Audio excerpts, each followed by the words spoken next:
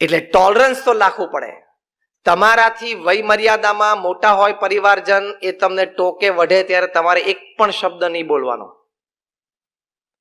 આખું પ્રવચન તમને પરિવાર સંબંધે યાદ રહે કે ના રહે, આ એક વાક્ય ઘરે લઈને જજો.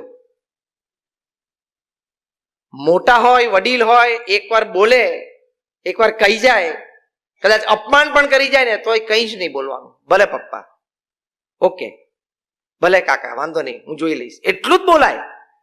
અને 2 દિવસ પછી શાંતિથી સ્પષ્ટતા કરો ને, જયારે એ કુલ થઈ ગયા હોય, તમે કુલ થઈ ગયા હોય, મેટર કુલ થઈ ગઈ હોય, તો વડીલોને પણ એમ થાય કે ના, છોકરો સંસ્કારી છે, સમજી શકે છે, અને તમારા પ્રત્યે માન થાય.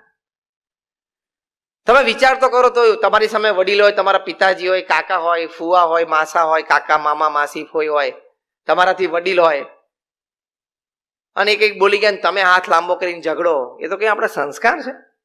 એ તો કઈ આપણી ખાનદાની છે?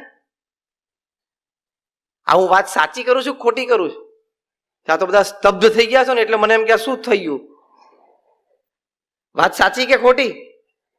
એ વડીલોની મર્યાદા રાખવી જોઈએ, વડીલોનો આદર રાખવો પડે, તો જ પરિવાર ટકે ને. અને હું ક્યાં એમ કહું છું કે સહન કરીને બેસવું, 2 દિવસ પછી શાંતિથી ચર્ચા કરો ને. Late the time pass. You have to give time to the issue. એને ટોલરન્સ કહેવાય, એને સહન કરાય. તમારી દીકરી પણ સાસરે જાય ત્યારે તમારે આ સલાહ આપવી જોઈએ.